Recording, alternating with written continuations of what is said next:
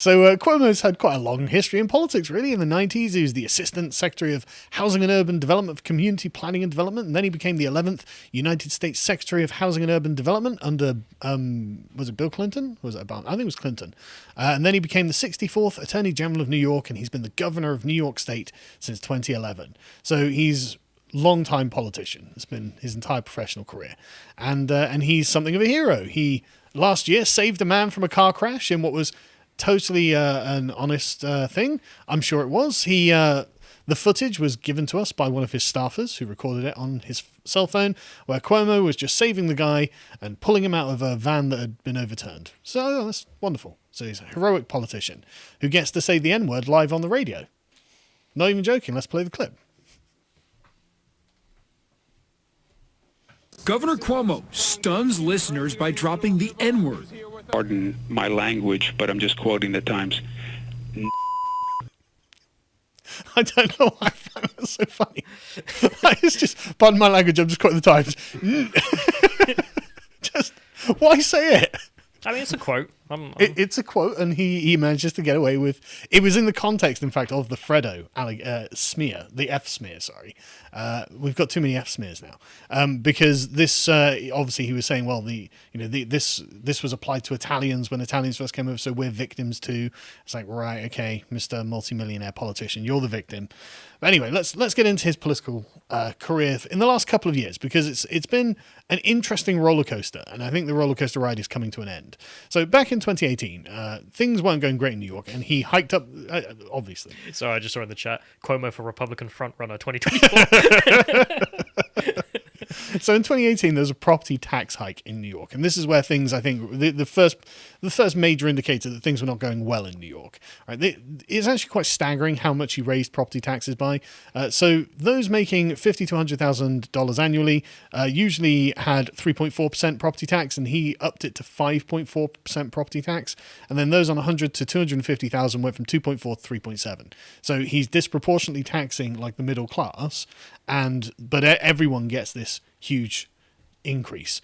This is the largest share of New York's tax revenue, which was $12.7 billion in 2005 and is now $24.1 billion in 2016.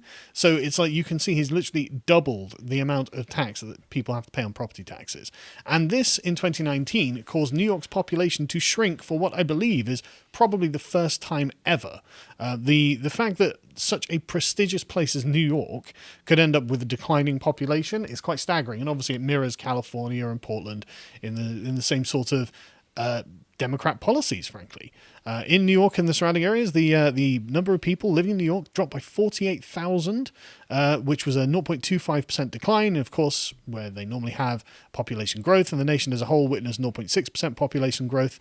And so it was obvious that the wealthy were leaving because they could.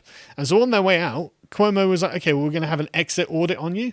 If you leave New York State, you get to be audited, and we're going to try and grab some cash off you. This was, of course, blamed on Donald Trump, but it was him doing it. So, I mean, it's kind of weird that he would do that. And by 2020, it was clear that he had driven New York's finances straight into the ground.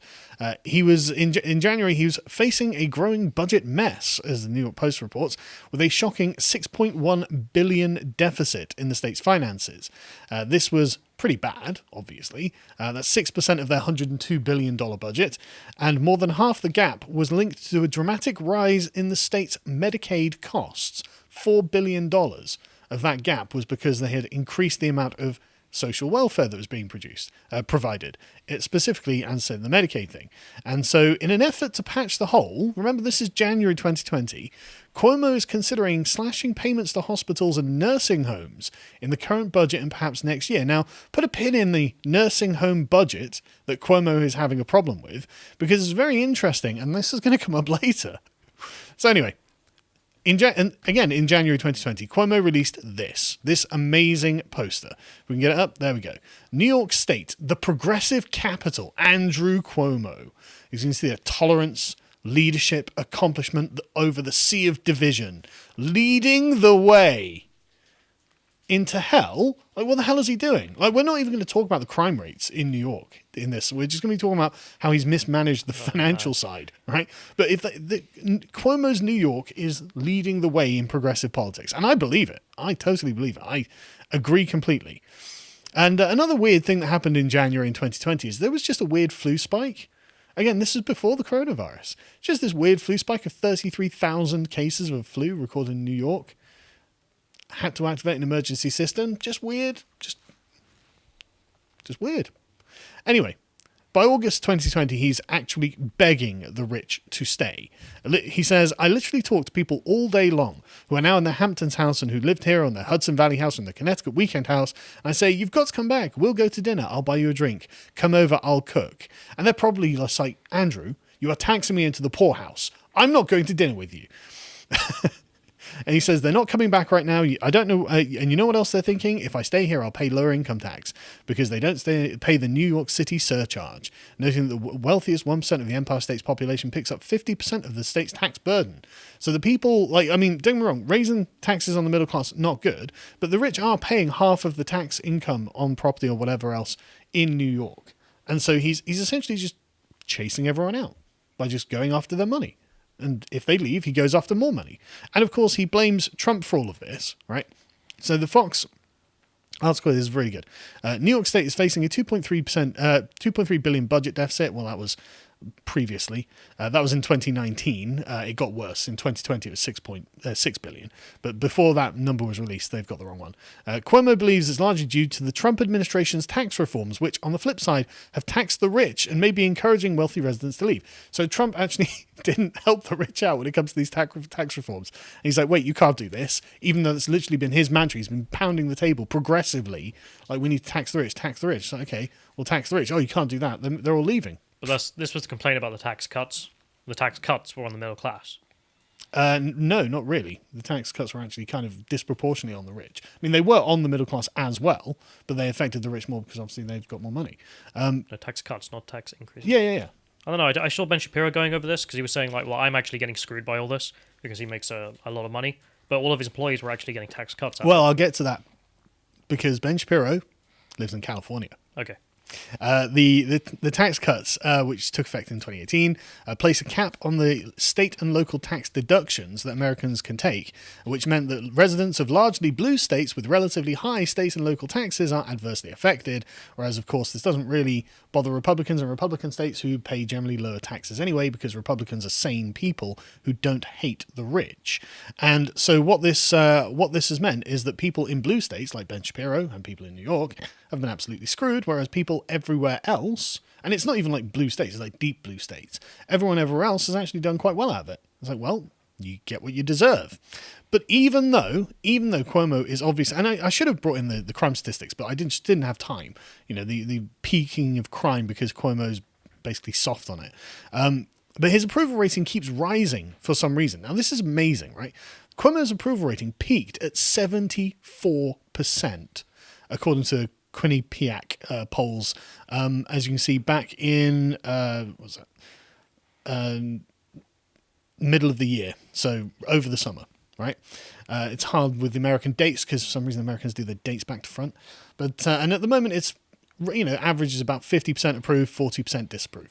It's pretty good still, to be honest, all things considered. And this, of course, was a consequence of his the praise heaped upon him for his coronavirus handling.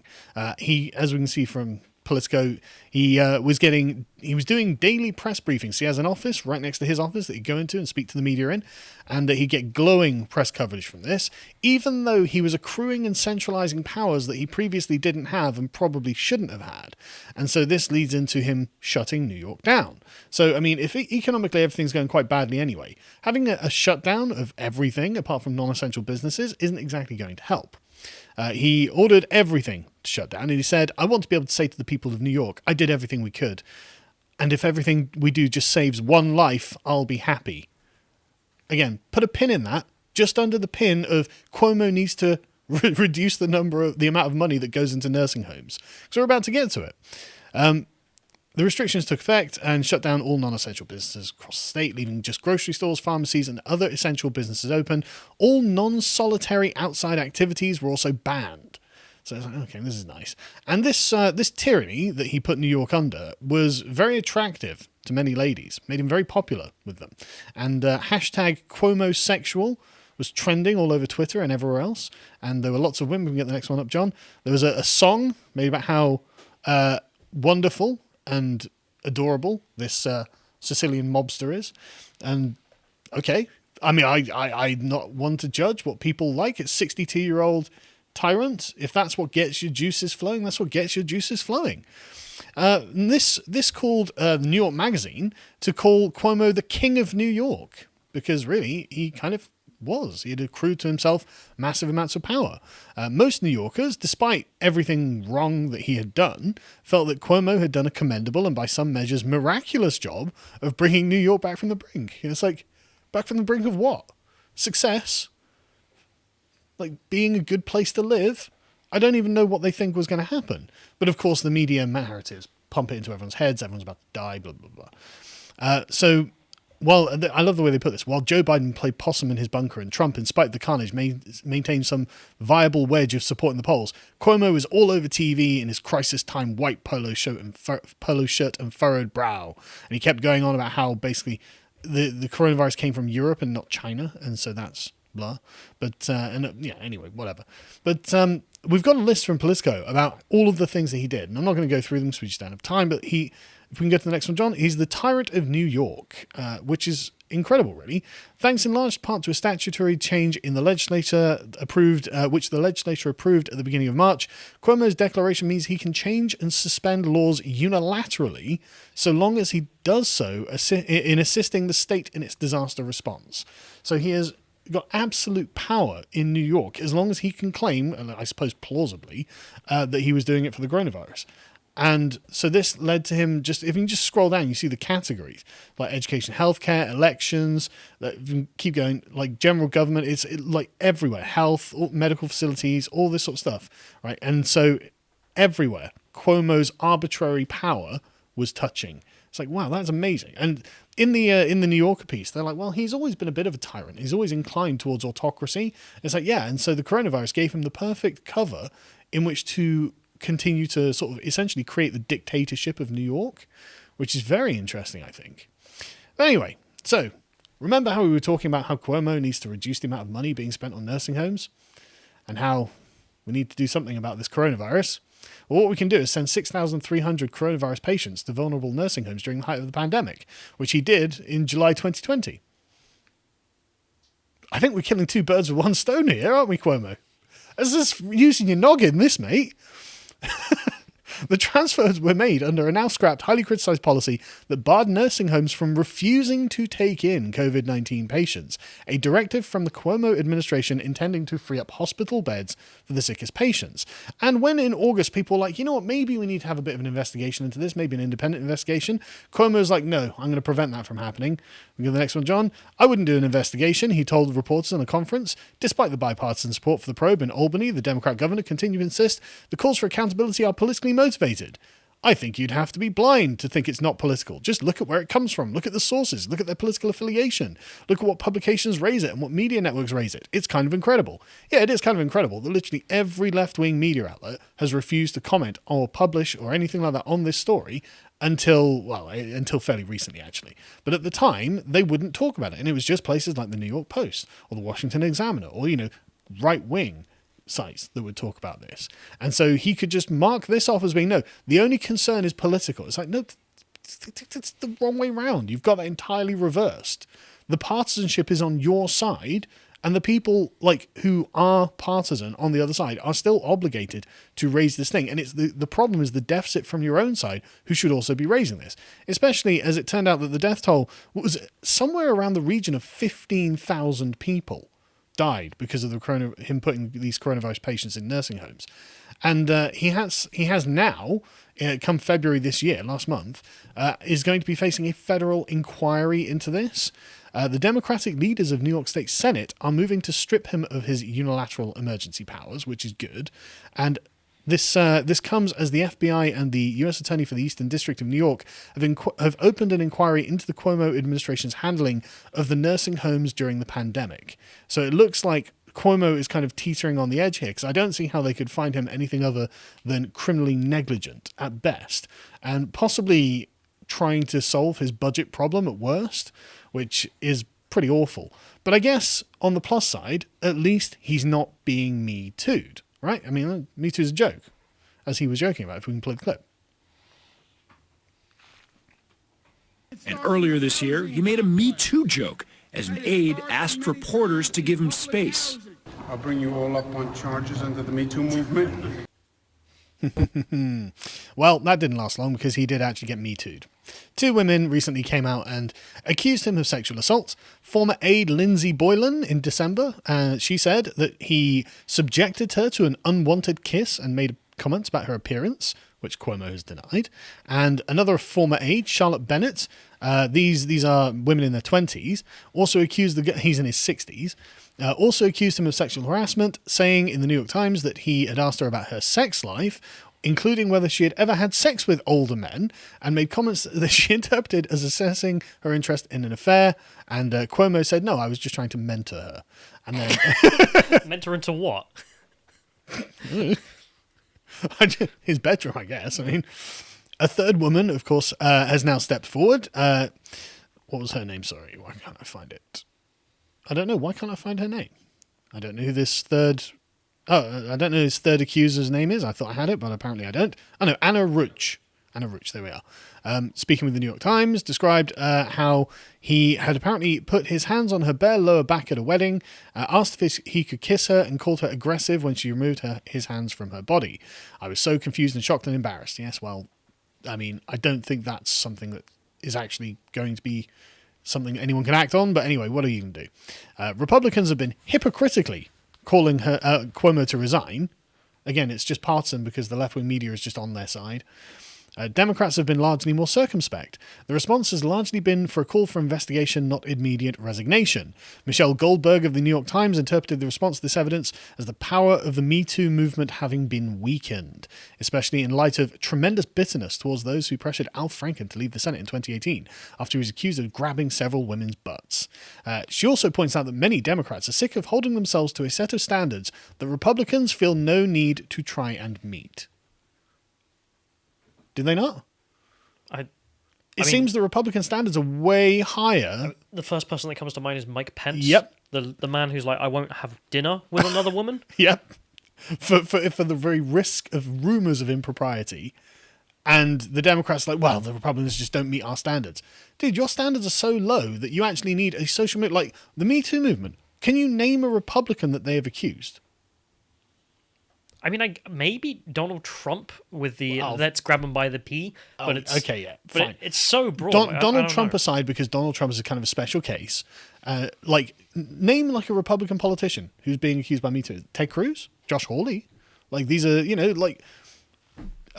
What's his name? DeSantis from Florida. Like, where are the accusations? And then we come to the non-political accusations of Me Too. Who is it? Harvey Weinstein, like a bunch of actors, Kevin Spacey, people like that, Bill Clinton. All of these left-wing Democrat voting people are the ones being accused. Where are the Republicans who have suffered because of Me Too? It's all Democrats, and they're it comes from the Hollywood industry. Yes, I mean, that's where this movement comes from. So not exactly right wing, this thing. It's all left wingers, and then Michelle Goldberg, Republicans feel no obligation to meet these standards. Like, you don't know what Republicans think. I think, but yeah. So it's not going brilliantly for Cuomo. The king is teetering on his throne, and I can't imagine he's going to last much more because there are lots of different points of pressure that are being put on him. I mean, I can't see him lasting it. Do you think he's resigning, or is he... I probably would if I were him. I mean, the nursing home thing, assuming that a resignation could get him some sort of immunity... I mean, causing the deaths of 6,000 to 15,000 people, not great. No, I mean, this is not like, oh, the virus came here and, this isn't my fault. But if you were not in charge of sending those people back, I mean, I feel bad. Especially when prior to this, you were like, okay, I've got a massive hole in my budget because of these nursing homes. Yeah. I mean... Well, no, we're going to make you take COVID patients. Well, that's really dangerous for the old people. Yeah, we know. Like, we all knew. Everyone knew.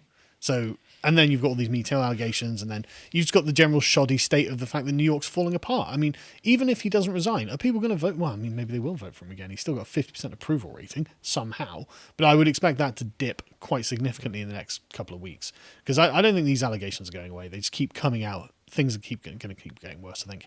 If you enjoyed this segment from the podcast of the Lotus Eaters, you can watch the full broadcast live every weekday at 1 p.m. UK time on lotuseaters.com.